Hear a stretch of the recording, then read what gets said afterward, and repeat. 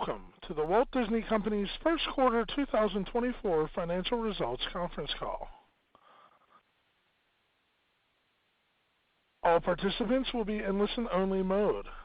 Should you need assistance, please signal a conference specialist by pressing the star key followed by 0.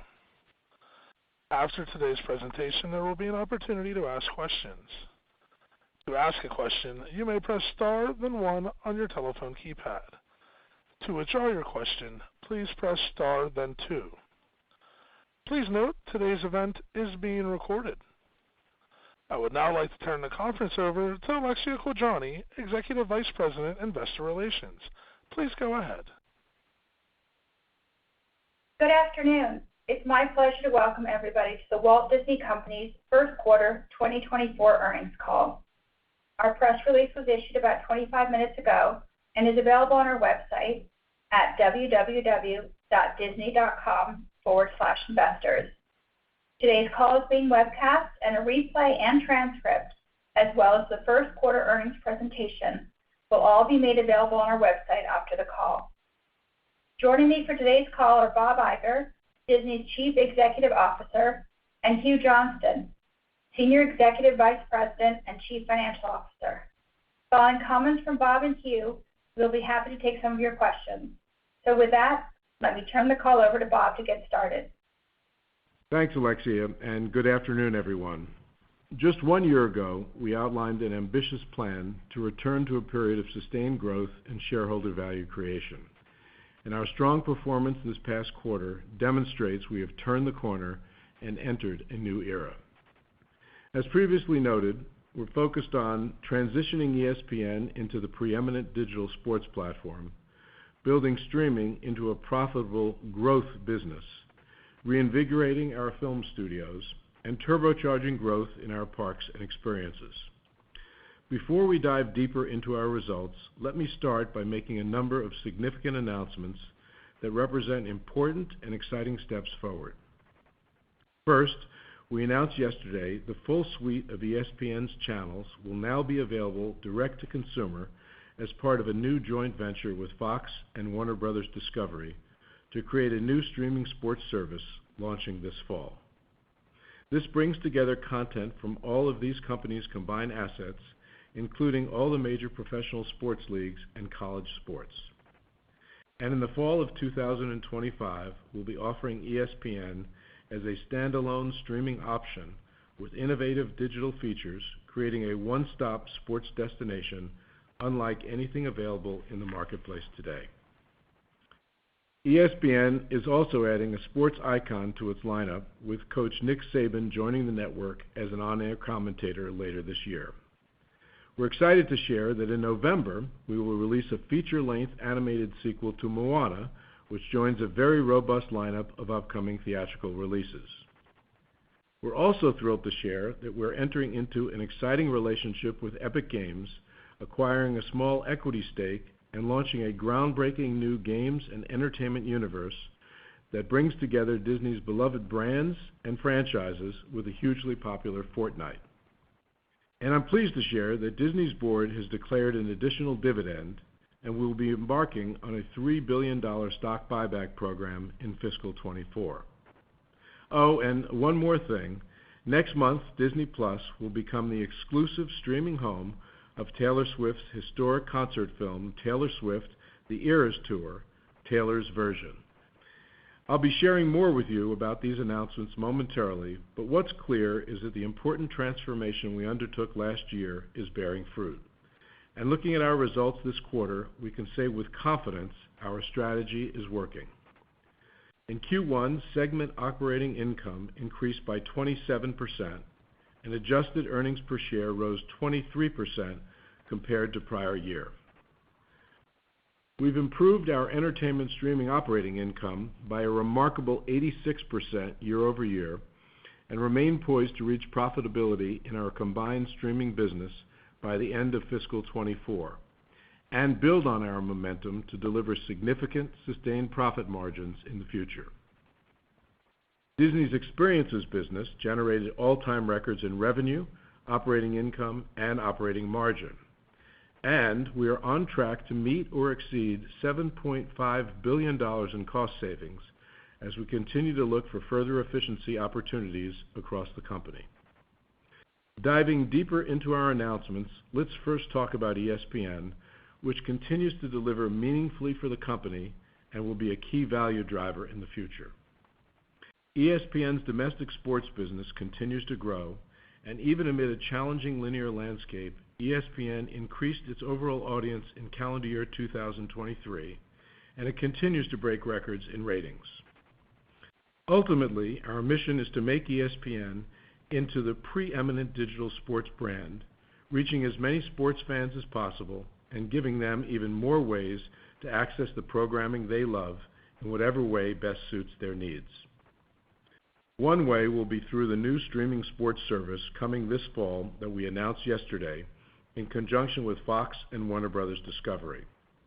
This service will bring together our collective portfolios of sports channels and direct-to-consumer services on a non-exclusive basis, providing consumers with more of the sports they want in a single place. It's important for us to serve the needs of consumers looking for a seamless way to access an aggregated collection of sports-centric content, including capturing fans moving away from the full cable and satellite bundle. And it's an attractive business proposition for ESPN, allowing us to command per-unit economics in line with established market rates for our sports content, just like we do with any streaming or linear service where we offer our programming. Another exciting option available to sports fans will come in the fall of 2025, when we make the full suite of ESPN's channels available as a standalone and highly interactive digital destination. Not only will consumers be able to stream their favorite live games and studio programming, they'll also have access to engaging digital integrations like ESPN Bet and Fantasy Sports, e-commerce features, and a deep array of sports stats, all of which we know will be incredibly compelling to younger sports fans in particular. It will also have very robust personalization features. ESPN has long prioritized its desire and ability to serve sports fans wherever they are, and these steps will strengthen ESPN's ability to deliver on that promise. And as you know, we've also engaged in productive conversations with potential content and marketing partners for ESPN. We've made progress towards securing deals, and we expect to have more to share with you in the near future. We're excited to offer a more unified streaming experience, which we expect will deliver strong benefits in terms of higher engagement, lower churn, and greater advertising potential. When we launch our standalone ESPN service, we'll also make it available on Disney Plus for bundle subscribers, just as we've done for Hulu. We've already seen an incredible response to the beta launch of Hulu on Disney Plus, which has far exceeded every metric, and we are looking forward to the full launch next month. This is all part of the ambitious streaming strategy we've been building, from our acquisition of 21st Century Fox that expanded our vast content library and strong pool of creative talent, to the launch of Disney Plus as the home to a century of content, to securing full control of Hulu and expanding our streaming offerings to reach greater audiences, to our significant investments in technology, and now taking significant steps toward ESPN's streaming future. Disney also has a great advertising story to tell, with unparalleled scale and very strong advertising technology, and our ad-supported Disney Plus offering is off to a great start. We successfully expanded outside the U.S. with launches in EMEA and Canada, and grew to over 1,000 global advertisers in the first quarter. That's a tenfold increase from launch. More than anything, the success of our streaming services is a testament to the amazing content we create. With 6 of the top 10 most streamed movies across all streaming platforms in the U.S. in 2023, our best-in-class storytelling continues to entertain millions of people. We received 27 Golden Globe nominations and won top prizes for FX's The Bear and Searchlight's Poor Things. At this year's Primetime Emmy Awards, we took home 37 wins, more than any other entertainment company, and we lead the industry with 20 nominations heading into the Oscars, which will air on March 10th on ABC. We're also proud of our recent Disney-branded programming successes. Percy Jackson and the Olympians, which premiered on both Disney Plus and Hulu in December, has become a bona fide hit. Books from the series returned to the #1 slot on the New York Times bestseller list following the debut of the Disney Plus series, and I'm thrilled to share that we just picked up a second season. And the hit children's animated series Bluey, which is exclusive to the Disney Channel and Disney Plus in the United States, was recently the #1 most streamed show across any streaming platform. Looking ahead, we have an exciting slate of originals coming to Disney Plus, including Agatha from Marvel Studios, Skeleton Crew and the Acolyte from Lucasfilm, Win or Lose from Pixar, and much more. Additionally, later this month, Hulu will launch FX's highly anticipated saga Shogun in the U.S., and in March, all seasons of Grey's Anatomy, our #1 streamed title globally, will join our extensive library of titles on Hulu. When the show returns next month for its 20th season, Hulu will be the only place to see the current and all previous seasons of this truly iconic series. And speaking of icons, over the past year, we've all witnessed the creative genius and sheer power of a true cultural phenomenon, Taylor Swift. When her blockbuster concert film debuts on Disney Plus on March 15th, it will feature the concert in its entirety, including the song Cardigan and 4 additional acoustic songs, which were not in the theatrical or digital purchase release of the film. We know audiences are going to absolutely love the chance to relive the electrifying Taylor Swift Eras Tour, Taylor's version, whenever they want on Disney Plus. Turning to our film studios, we have an incredibly robust slate of new releases as we continue revitalizing our creativity. Just consider the lineup of titles we will release through the end of 2026. This year, we have Kingdom of the Planet of the Apes, Inside Out 2, Deadpool 3, Alien Romulus, and Mufasa, the Lion King. As I mentioned at the top of the call, this November we'll release a feature-length animated sequel to Moana. This was originally developed as a series, but we were impressed with what we saw, and we knew it deserved a theatrical release. The original Moana film from 2016 recently crossed 1 billion hours streamed on Disney Plus and was the most streamed movie of 2023 on any platform in the U.S. Along with the live-action version of the original film that's currently in development, Moana remains an incredibly popular franchise, and we can't wait to give you more of Moana and Maui when Moana 2 comes to theaters this November. Looking to our 2025 theatrical slate, we're excited to bring audiences Captain America: Brave New World, Fantastic Four, Pixar's Elio, Zootopia 2, and Avatar 3. And we're already looking forward to 2026 and beyond with Frozen 3, the first Toy Story movie since 2019, and a new Star Wars movie that brings The Mandalorian and Grogu to the big screen for the very first time. These films will not only reach global audiences in theaters, but as we've consistently demonstrated, they will become important anchors on our global streaming platforms, driving subscriptions and engagement while also continuing to fuel growth in our experiences business. After all, one of the things that truly sets Disney apart is our unique ability to turn top-quality IP into top-quality experiences, leading to significant growth. That was certainly true this quarter. Every one of our parks was profitable in Q1, giving us an incredibly solid foundation to build upon as we invest significantly to turbocharge growth in this business. We've had a tremendous response from guests visiting our newly opened World of Frozen at Hong Kong Disneyland, as well as our first ever Zootopia Land at Shanghai Disney Resort. And as I've said before, we also have so many untapped stories just waiting to be brought to life in our parks across the globe as we continue to invest in this extraordinary business. But it's not just our parks where we're creating new opportunities for consumers to engage with the characters and franchises they love. Our new relationship with Epic Games will create a transformational games and entertainment universe that integrates Disney's world-class storytelling into Epic's cultural phenomenon Fortnite, enabling consumers to play, watch, create, and shop for both digital and physical goods. This marks Disney's biggest entry ever into the world of video games and offers significant opportunities for growth and expansion. The new immersive universe will allow fans to unleash their own creativity and experience the Disney stories and worlds that they love in groundbreaking new ways. Younger audiences in particular are huge consumers of video games. In fact, among millennials, Gen Z, and Gen Alpha, a significant amount of time spent on screen-based platforms is playing video games.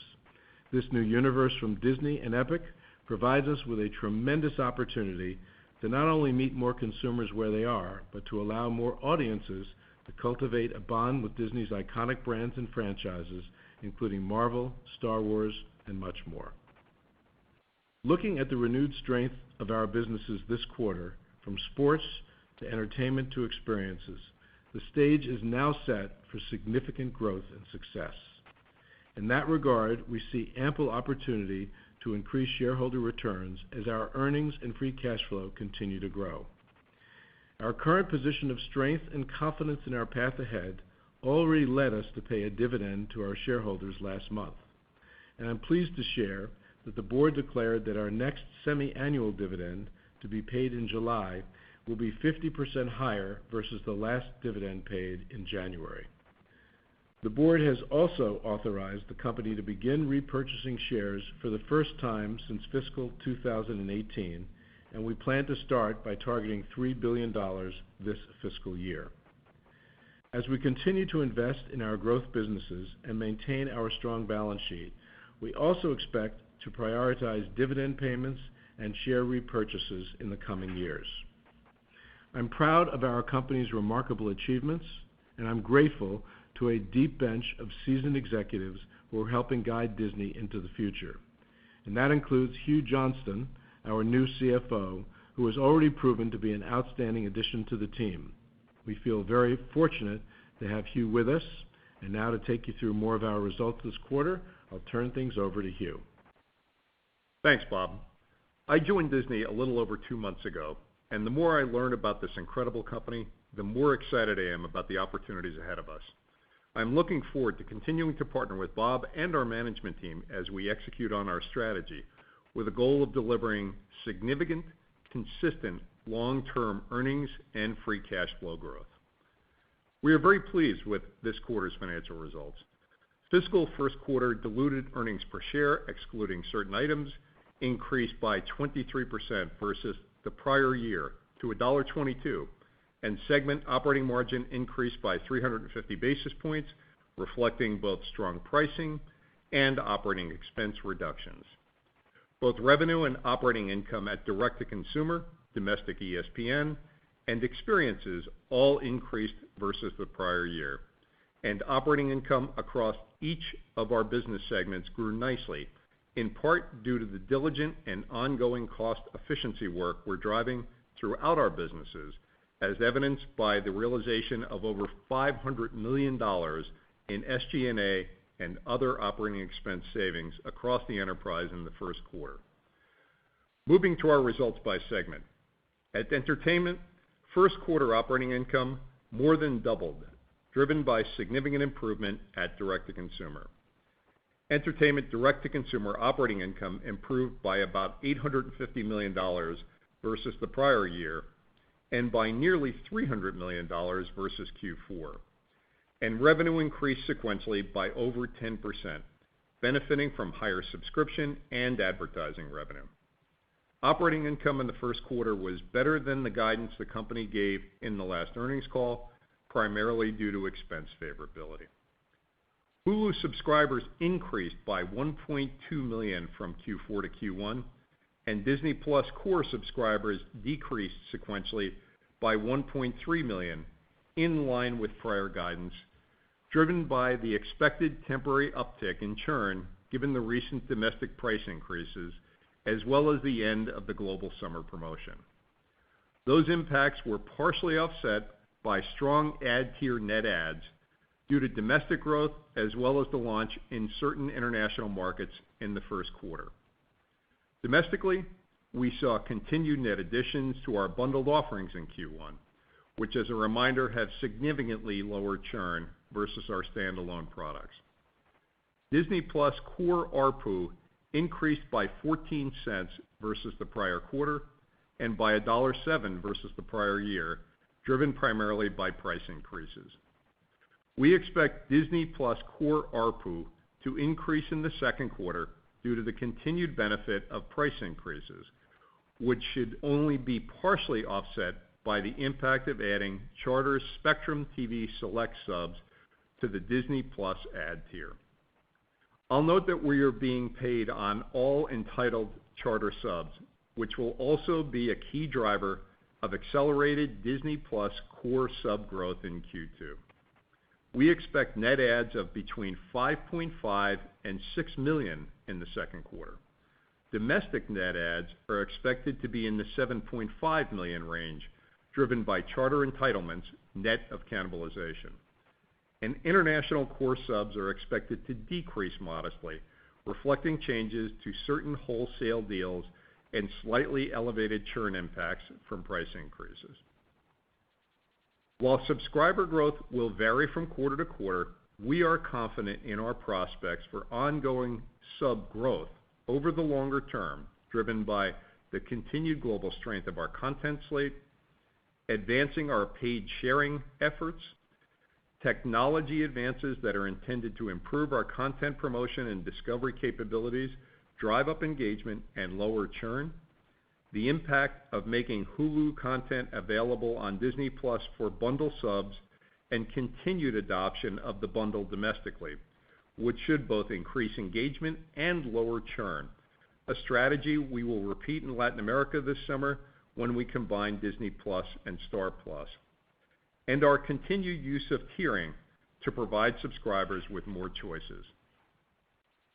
As it relates to the opportunity we see on paid sharing, beginning this summer, Disney Plus accounts suspected of improper sharing will be presented with new capabilities to allow their borrowers to start their own subscriptions.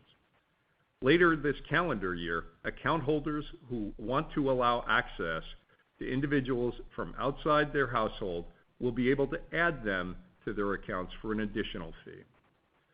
While we are still in the early days and don't expect notable benefits from these paid sharing initiatives until the back half of calendar 2024, we want to reach as large an audience as possible with our outstanding content, and we're looking forward to rolling out this new functionality to improve the overall customer experience and grow our subscriber base. For Q2, we are expecting revenue at Entertainment DTC to grow sequentially and anticipate that operating losses will be relatively in line with the first quarter. We still expect to reach profitability at our combined streaming businesses in Q4 of fiscal 2024 and have never been more confident about our path to creating a strong and sustainable streaming business with growing subscribers over the long term and ultimately double-digit operating margins, a business which we fully expect to be a key earnings growth driver for the company. Moving on to Entertainment Linear Networks, the decrease in the first quarter operating income versus the prior year was due to lower advertising and affiliate revenues, partially offset by lower programming and production costs. Lower domestic advertising revenue was driven primarily by lower impressions, including from strike-related impacts, in addition to an adverse comparison to the prior year midterm-related political advertising at our own stations. Domestic entertainment affiliate revenue decreased by 5% in the first quarter versus the prior year, as a 5-point benefit from higher rates was more than offset by a 10-point decline from fewer subscribers. Adjusted for the non-carriage of certain networks at Charter as a result of our recent deal, the sub-decline impact was closer to 7%. Lower programming and production costs benefited from strike-related impacts, and we also remain focused on driving ongoing cost efficiencies. At content sales, licensing, and other, results came in lower versus the prior year and below the guidance we provided due to the performance of theatrical titles in the quarter. We do not have any new key theatrical releases in Q2 due to production delays stemming from the strikes, and expect content sales, licensing, and other operating income to come in roughly break even for the quarter. Sports operating income improved versus the prior year due to strength at ESPN, partially offset by lower results at Star India, driven by higher rights costs from airing of the ICC Cricket World Cup. At domestic ESPN, year-over-year growth was driven largely by a decrease in programming and production costs from the timing of college football playoff games. Domestic affiliate revenue in Q1 was comparable to the prior year, as an increase of 6% from higher contractual rates was offset by a commensurate decrease from fewer subscribers. ESPN domestic ad sales in the quarter were down 2% versus the prior year, but up mid-single digits when adjusted for various timing shifts and one-time impacts. The strength we are seeing gives us confidence that leaning into sports will continue to create value for our shareholders. Second quarter to date, we are seeing continued healthy advertising demand in the sports marketplace, with domestic ESPN cash ad sales pacing up double-digit percentage points versus the prior year. The trend is still solid even when adjusted for the CFP timing shift of an additional game as well as an extra NFL divisional game in Q2 this year. Our experiences business posted strong Q1 results, with year-over-year operating income growth of 10% at Parks and Experiences and 4% at Consumer Products. Record-setting results this quarter were primarily driven by our performance at Shanghai and Hong Kong theme parks, continued strength at Disney Cruise Line, and the success of Marvel's Spider-Man 2 at our games business. And segment margins expanded by over 50 basis points versus the prior year, an achievement delivered despite tough comparisons at Walt Disney World coming off its highly successful 50th anniversary celebration in the prior year and significant cost pressures driven by wage increases. We remain optimistic about the segment's continued top-line and profit growth, notwithstanding the tough comps domestically in Q2, and we still expect robust OI growth at Experiences for the full year. We plan to invest approximately $60 billion into the business over the next 10 years, of which approximately 70% is earmarked for incremental capacity expanding investments around the globe, which we expect to generate attractive returns. On a total company basis, as Bob mentioned earlier, we are still on pace to meet or exceed our $7.5 billion annualized cost target by the end of fiscal 2024. I'm pleased with how this is tracking so far. Total expenses in Q1 were down 4% versus the prior year, and the efficiencies we've been realizing are a key contributor to that progress. And we are also still on track to generate about $8 billion in free cash flow this fiscal year. Putting all this together, we are confident in the progress we are making and the path it puts us on to become a strong cash generator and earnings compounder starting in fiscal 2024. To that end, we expect full-year fiscal 2024 earnings per share, excluding certain items, to increase by at least 20% versus 2023 to approximately $4.60. You already heard from Bob about our updated plans for shareholder returns this year, and as he mentioned, we intend to continue investing in our growth businesses while also maintaining a balanced and disciplined approach to capital allocation. And with that, we're happy to take your questions. Thanks, Hugh. As we transition to the Q&A, we ask that you please try to limit yourself to one question in order to help us get to as many analysts as possible today. And with that, operator, we're ready for the first question. Thank you. And as a reminder, if you'd like to ask a question, please press star then one on your telephone keypad. If at any time your question has been addressed and you'd like to withdraw your question, please press star then two. Today's first question comes from Ben Swinburne with Morgan Stanley. Please go ahead. Thank you. Good afternoon. you guys had a lot of news for us to chew on tonight. I wanted to maybe start, Bob, asking you about sports, since you led with that. You guys have a lot going on with ESPN, new channels package, flagship, obviously having conversations. Can you kind of put it all into context for us and how you're sort of thinking about these different products and whether they address different parts of the market and what your sort of priorities are between the two, and really what is success for Disney shareholders in sports? How do we think about that kind of financially and strategically? And I was just wondering if Hugh had an update for us on expense growth this year. I think you guys guided to slight growth overall in 24 last quarter.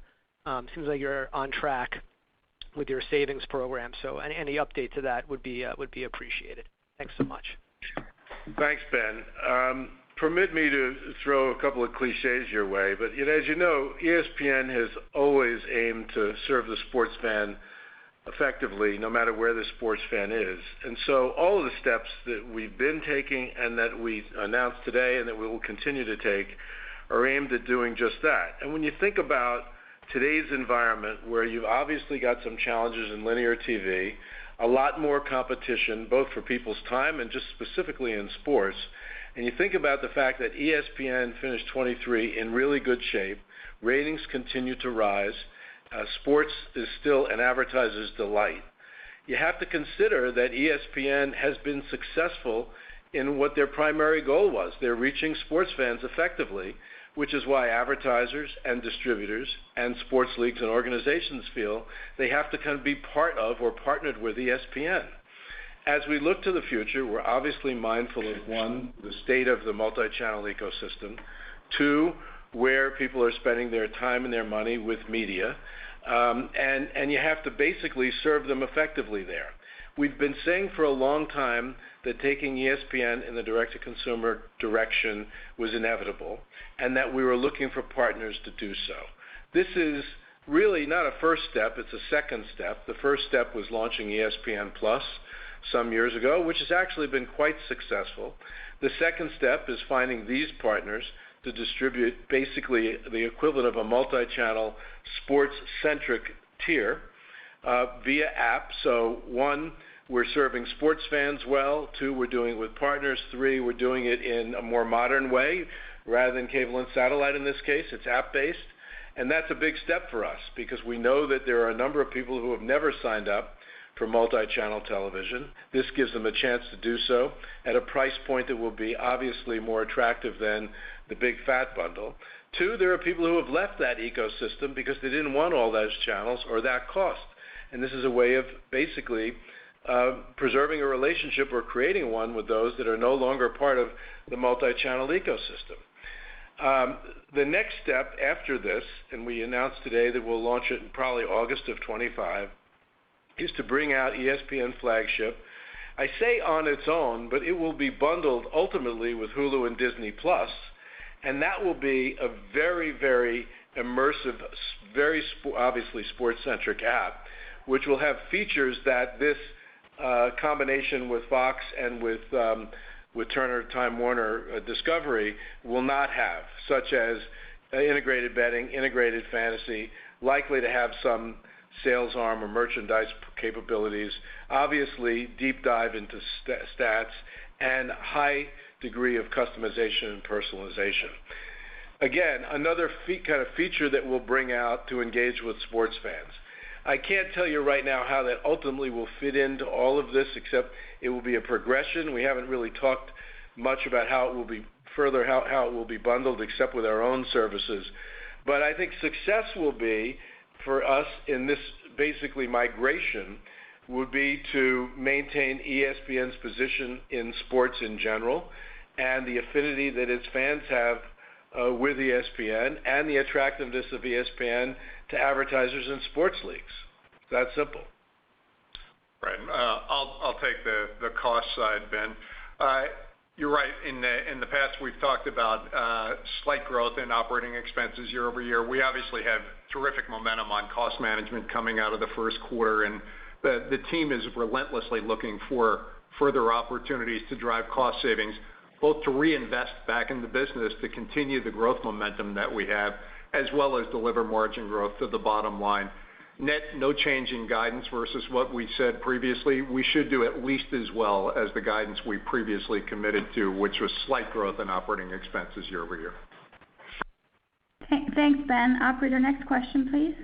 Absolutely. Our next question today comes from Michael Nathanson with MoffettNathanson. Please go ahead. Thanks. One for you, Bob, one for you. Bob, answering Ben's question, we're still, kind of wondering, how does Hulu Live fit into the long-term picture here, right? It's stopped growing. YouTube is twice the size. When you think about the future of your offerings, how does that fit into what you just announced with direct over-the-top ESPN and then the sports bundle? And then for you broke some news too with a double-digit margin target for streaming. Any help on a timetable that gets us there, or what factors do you think will drive you from here to double digits in the next couple of years? Thanks. As you know, Hulu Live is more reflects the bigger, fatter bundle of television channels. Like many other services that are out there, it just happens to be integrated or attached to Hulu if you subscribe to it. So this, in a way, I guess you'd argue, competes with Hulu Live directly, but it doesn't compete with Hulu because this will be bundled with Hulu. So if you're a Hulu subscriber and you want to get this new sports service, you can buy that as an add-on to Hulu. And as we see it, that's a real positive because if you consider the fact that Disney Plus and Hulu will be together once we come out of beta in March, they're already together in beta, and then you add a sports feature with so many sports that this new joint venture will offer, that's very, very compelling in terms of reducing churn for Hulu and increasing engagement. So we look at this as a huge positive for Hulu. We're realistic about Hulu Live in terms of the impact this could have, but that Hulu Live is certainly a nice, important feature of our Hulu business, but the critical part of that business is Hulu itself. And Michael, I'll take the question on DTC profitability and double digit. Yeah, I know it's for the first time we put out that our objective is to get to double digit margins. In some ways, that probably shouldn't be a surprise to investors because the goal has always been to build what I would characterize as a good business. What does a good business look like? Number one, it's got growing subscribers, and number two, it has attractive margins, which we're defining as double digits. So I know in a sense it's news, but in a sense it shouldn't be news because we've always wanted to build a good business in that regard. In terms of how we get there, it's really in many ways the way that we've gotten from where we were to the point we're at right now. Number one, we're going to grow subscribers. Number two, you'll see some level of pricing, and both of those things will probably be similar to what you've seen over the last couple of years, maybe a slightly different balance, but roughly similar. And then we'll actually get some leverage out of marketing spend, content, and technology spend. All of those will grow a little bit less at a lesser rate than the rate the rate of revenue growth. In terms of the specifics on how do we get there with sub growth, I think it'll be a couple of things. Number one, paid sharing is an opportunity for us. It's one that our competitor has obviously taken advantage of and one that sits in front of us. And we've got some very specific actions that we're taking in the next couple of months, which I discussed earlier, which will benefit us to some degree in the back half of this year and very much next year. Number two, we'll see lower churn with the bundles that we're looking to put out. Number three, international remains a growth opportunity for us. So if you put all of those pieces together, it's kind of doing a lot of what we've been doing with maybe some slightly different tactics to get to a level that, again, we would characterize as a good business. Not going to put a specific time frame on that right now. Some of that is going to be driven by the marketplace. Just know that we feel a sense of urgency in getting there, and that's probably the way we're going to operate the business. We'll feel urgency, but only to get to a good, sustainable business. Thank you. Operator, next question, please. Our next question today comes from Jessica Reif Ehrlich with Bank of America Securities. Please Thank you. You guys covered so much ground tonight. So I have one question and two follow-ups. You announced, for the first time I've heard you say this, that in parks, 70% of the $60 billion in CapEx that you outlined over the next 10 years, that 70% of that will go to incremental capacity, so like over $40 billion in new parks and attractions. Can you give us some color on timing and location There's been speculation that you may open a fifth gate in Florida.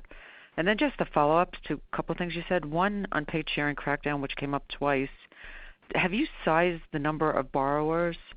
And on the sports JV, how do you plan to attract non-pay TV subs to what sounds like it might be an expensive sports service without a significant decrease in traditional pay TV subs who would actually save money? Like, how do you not cannibalize? Okay. You asked a lot of questions on a lot of different subjects. I'll take the first one on parks, timing, and location. We're already hard at work at basically determining where we're going to place our new investments and what they will be. You can pretty much conclude that they'll be all over, meaning every single one of our locations will be the beneficiary of increased investment and thus increased capacity, including on the high seas, where we're currently building 3 more ships, and in a business that is obviously extremely positive to us. We may look expansively, at least in the next decade, in that direction. I'm not going to really give you much more of a sense of timing, except that we're hard at work at getting these things basically conceived and built, and we've got a menu of things that will basically start opening in 25, and there'll be a cadence every year of additional investment and increased capacity. I'll let you take care of the paid sharing, Hugh. Yeah. On the sports service and the pricing, I think the way you have to look at it is the sports service is going to be substantially less expensive to consumers than the big bundle that they'd have to buy to get those same channels on cable and satellite. And again, designed for 2 things. One, we believe there are a number of sports fans out there that want to watch sports on television but didn't want to sign up to the big cable and satellite bundle. And so we think they will be accretive to us. We also believe that either consumers have left the bundle because it wasn't serving them well, or they may leave the bundle, and we want to make sure that we grab them too. So we view this whole thing as, one, being a good proposition for sports fans because of the cost, and certainly being positive for us because of the dynamics in the marketplace right now. Right. Okay, and Jessica, I'll handle the paid sharing question. We have sized it. I don't want to put a specific number out there right now because these numbers are obviously rough estimates anyway. Suffice to say that the opportunity that we see on a percentage basis probably isn't all that dramatically different from what our competitor has found in terms of their subscriber base. In terms of getting at it, there's a couple of actions that we've taken in order to do that. Number one, we have made some changes to the user language that we have in the U.S., Canada, and certain markets, so that we'll actually have the opportunity to act on the paid sharing opportunity. Number two, the accounts that we think are doing unpaid sharing right now will get communication this summer, and we'll give them opportunities to allow their borrowers to start new subscriptions. And then later this year, we'll actually also have account holders who want to allow further individuals to access their account from outside the household. They'll be able to access the account, but they'll be able to do so for an additional fee. So we've got a number of tactical actions to take in order to take advantage of what we think is a pretty good-sized opportunity in front of us, and it's one of the things that gives us confidence in our subscriber growth numbers. Thank you. Operator, next question, please. Thank you. And our next question comes from Stephen Cahall with Wells Fargo. Please go ahead. Thank you.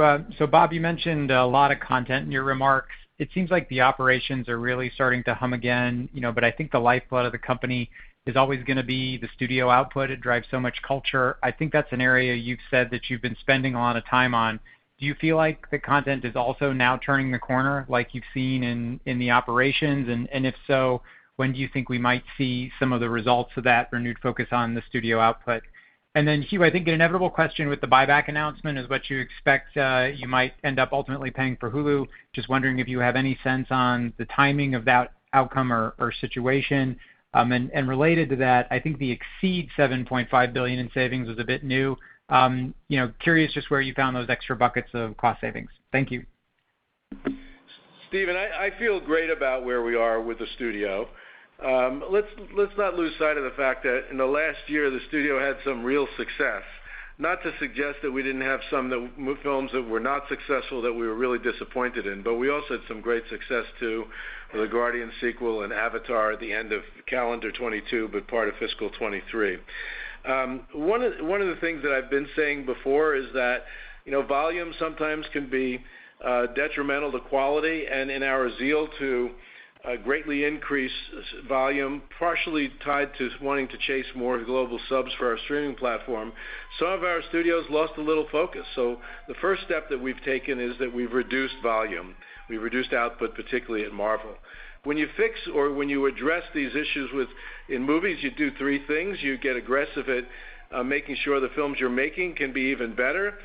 Sometimes you kill projects you don't believe in, and of course you put new things in the pipeline that you do believe in, that you have much more confidence in, and we're doing all of that. I've also observed over the years that managing creativity sometimes is best done with great partnerships.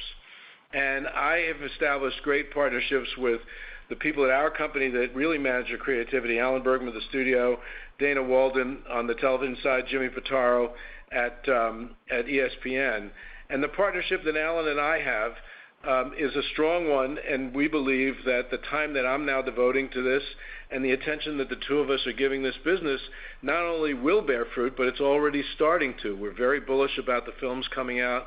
We mentioned Inside Out 2, and we talked about Deadpool and the Planet of the Apes film.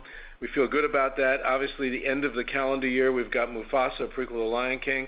We are very excited about the addition of Moana, which is was the number one stream movie of all across all streamers in the U.S. in 23, and is at over 1 billion hours of consumption on Disney+, and that's now going to be a release in November. And then I mentioned what we're doing after that. I'd say we're leaning a little bit more into sequels and franchises, some that we feel great about, like Toy Story is a for instance. Obviously Star Wars, Avatar we've talked about. Marvel is starting to focus on some of its stronger franchises going forward, but I'll leave it at that. And I think given the environment and given what it takes to get people out of their homes to see a film, doing that, leaning on franchises that are familiar, is actually a smart thing. So we've got work to do still. We're not resting on our laurels or sitting on our hands. We're working hard at it, but I feel quite good about the trajectory. Right. And Steve, from my perspective, regarding Hulu, timing on that, we've got a pretty clearly defined process. That process is going to take a little bit of time based on the work that needs to go into valuing the business. I would expect before we get to the end of the year that we should have this figured out and closed.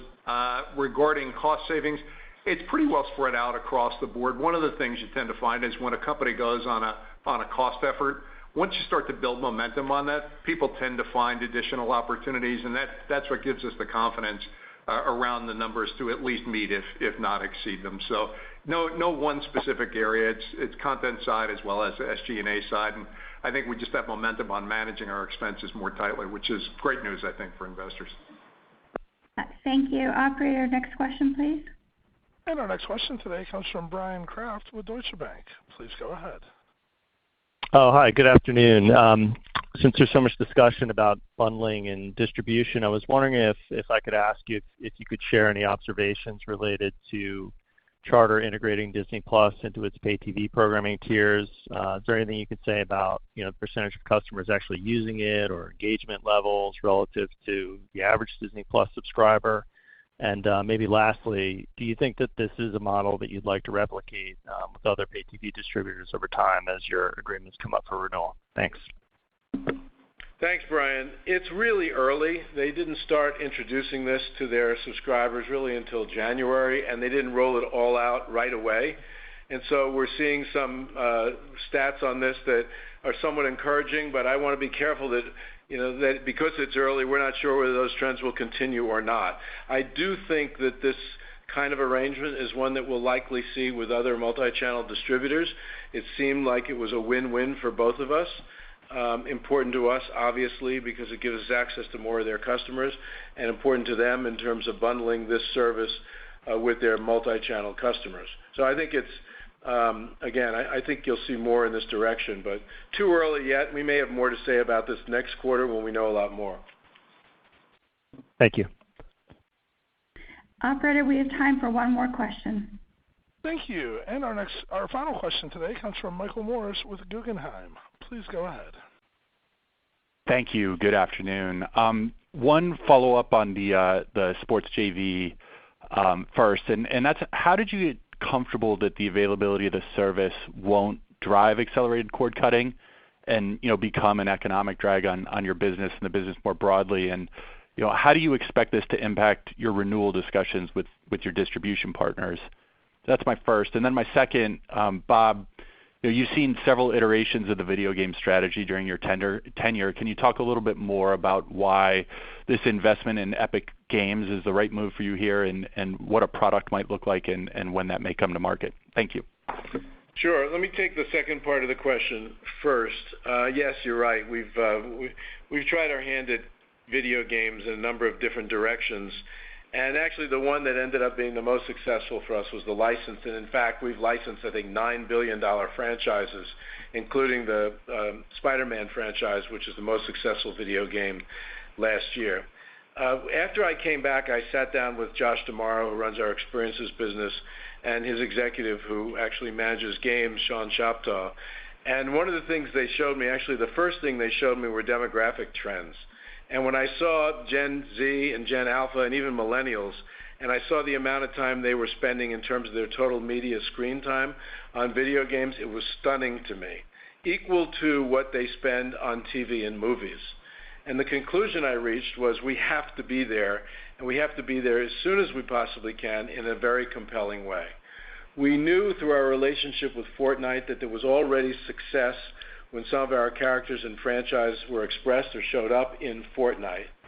And we knew Tim Sweeney at Epic because he was involved in our accelerator program, I think in 2017. And so I met with Tim, and Josh and his team started a discussion about what if we create a gigantic Disney world a la Fortnite that could live next to Fortnite and be completely interconnected with it. A world where people could play games that we create, could create their own games, could watch. You can imagine the creation of short-form videos, or we may even use the platform to actually distribute some of our content. Also, the people that could interact with one another, and ultimately some form of shopping as well, and other forms of creation. Obviously, there'll be the opportunities to buy digital goods, but maybe even at some point physical goods. And I just think that given the demographic trends and given the success of Fortnite, and by the way, they're experiencing really a great era of both customer satisfaction and growth as they've returned to some of their roots. So the numbers of Fortnite have been really compelling. And we just think this is, just as we take our IP from our movies and our television and have them expressed in our parks, this is a great way to do it in games. And for us, it's a way to have skin in the game with them, with the investment of $1.5 billion, strengthen a partnership because we have skin in the game, but also build a world where we're actually not creating too much risk for the company. So as we see it, this is the best of all worlds in many respects from a business venture perspective, and certainly great for consumers who love to interact with our characters already in video game formats. So I'm actually really thrilled about it.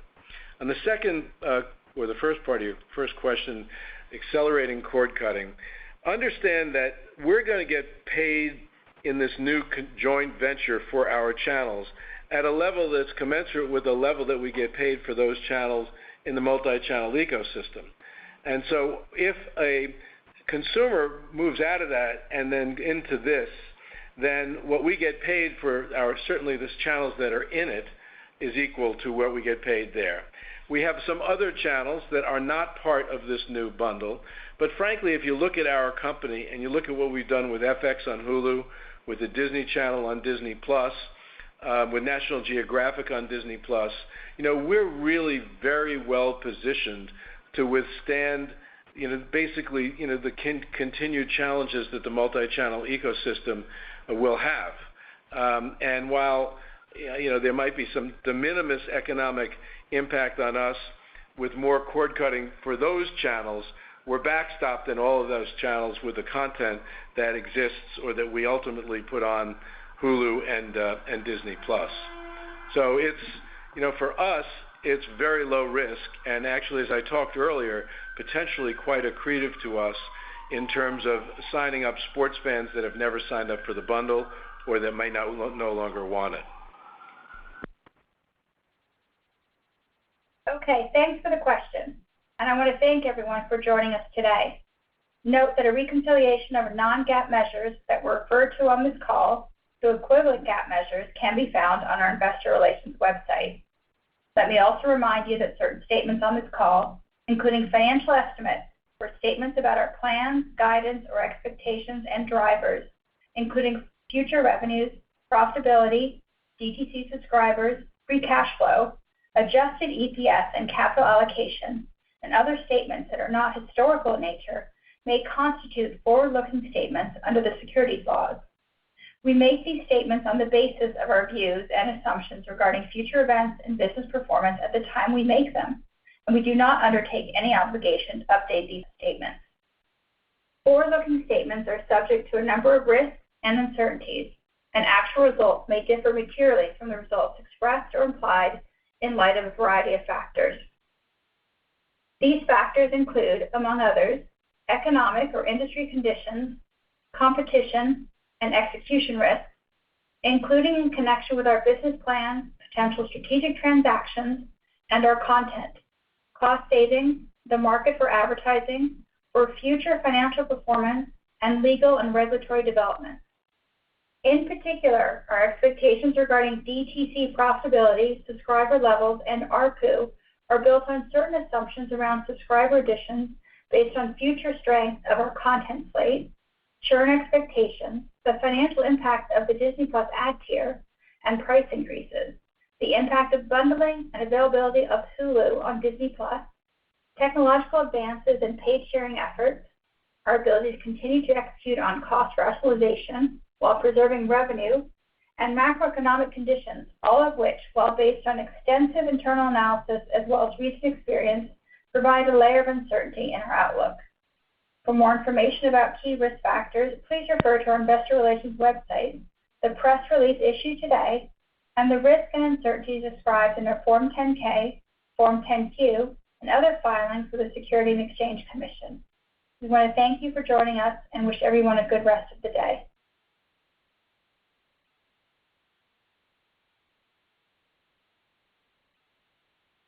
Thank you. This concludes today's conference call.